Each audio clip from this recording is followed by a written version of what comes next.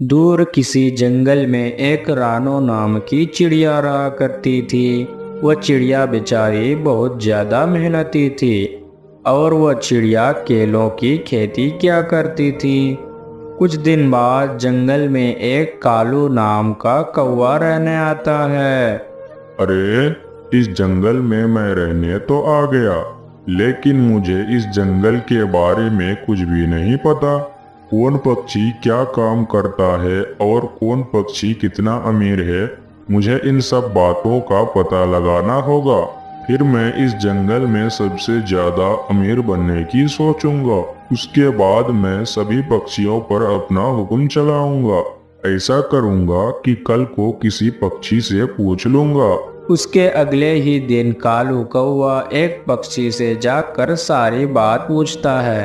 देखो भाई, मैंने तुम्हें सारी बात बता दी, लेकिन तुम ये बताओ कि तुम इन सब बातों को जानकर क्या करोगे। अरे नहीं नहीं भाई, मैं कुछ नहीं करूँगा।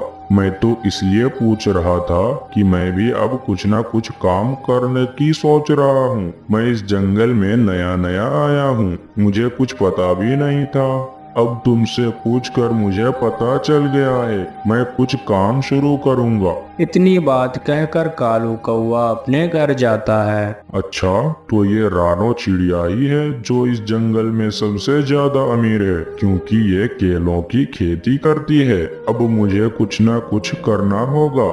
इस रानो चिड़िया को मुझे सबक सिखाना ही होगा, तभी मैं अमीर बन पाऊंगा। बस मैं ये मौके का इंतजार में रहूंगा। जिस दिन मुझे मौका मिल गया, मैं नहीं छोड़ूंगा उस रानो चिड़िया को। दूसरी तरफ रानो चिड़िया अपने खेत की बहुत देखभाल कर रही थी। लगता है मुझे अब अपना घर चलना चाहिए, क्योंकि काफी गर्मी भी हो रही है। इतनी गर्मी में खेत पर रुकना अच्छा नहीं है। अगर बीमार हो गई तो फिर मेरे खेत की देखभाल कौन करेगा। ऐसा करती हूँ, शाम के टाइम आऊंगी।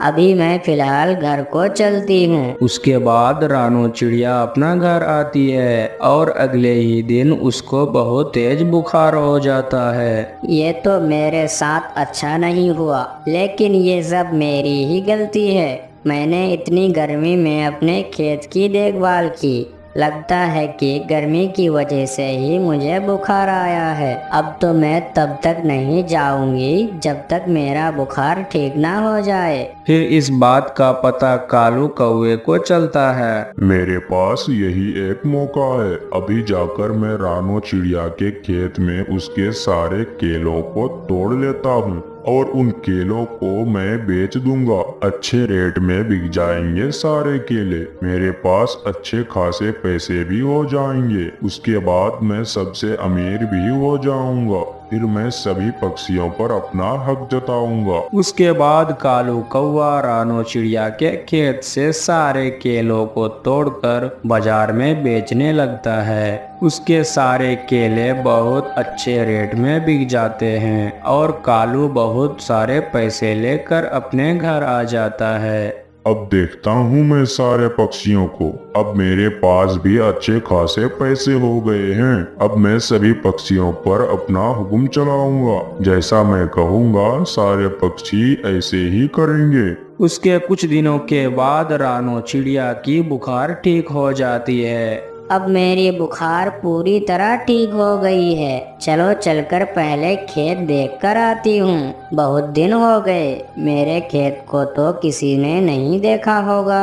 मेरे अलावा और कौन देखेगा मेरे खेत को। जल्दी से खेत देख कर आती हूँ, कहीं कुछ नुकसान ना हो गया हो मेरे खेत में। उसके बाद रानो चिड़िया खेत देखने घर से निकल जाती है, लेकिन जिस चिड़िया ने कालू से सेब खरीदे थे वो चिड़िया रानो को देख लेती है और वह उसे बुलाने लगती है। उसकी आवाज सुनकर रानो चिड़िया उसके पास आती है।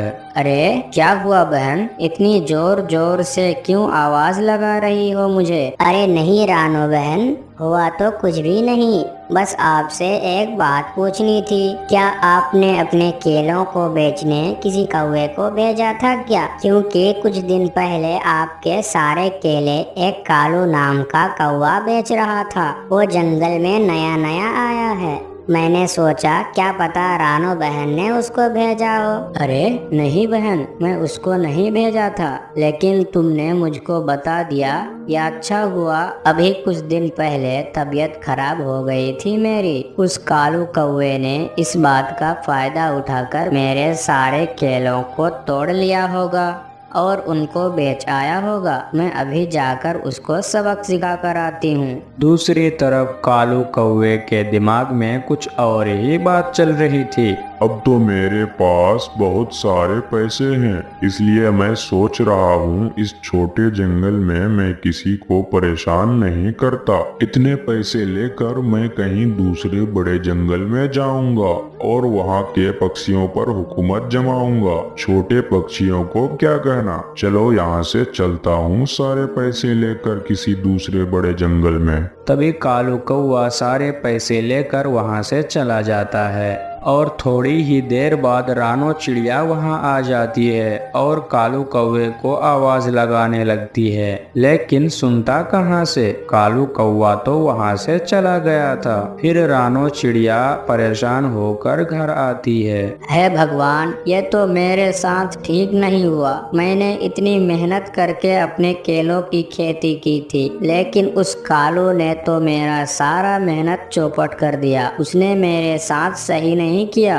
अब मैं कहाँ जाऊंगी? उसी वजह से तो मेरा घर चलता था। अब मैं क्या करूं? मेरी तो कुछ समझ में नहीं आ रहा। कुछ ना कुछ तो करना ही होगा, नहीं तो मैं फिर खाऊंगी क्या? उसके कुछ दिनों के बाद रानो चिड़िया अपने खेत में जामुन के पौधे लगाती है। पौधे लगाने के बाद रानो चिड़िया बहुत खुश थी और कुछ दिनों के बाद उसके पौधे बड़े हो जाते हैं। उस पर जामुन भी आने लगते हैं। रानो चिड़िया अब बहुत ज्यादा खुश थी क्योंकि उसको अब किसी चीज की कमी नहीं रहने वाली थी। कुछ समय ऐसे ही बीत जाता है। रानो चिड़िया अपनी जामुन बेचकर अच्छे पैसे इकट्ठा कर लेती है। अब रानो चिड़िया खुशी खुशी अपने घर में रहने लगती है। प्यारे दोस्तों, यह वीडियो आपको कैसी लगी हमें कमेंट बॉक्स में जरूर बताएं।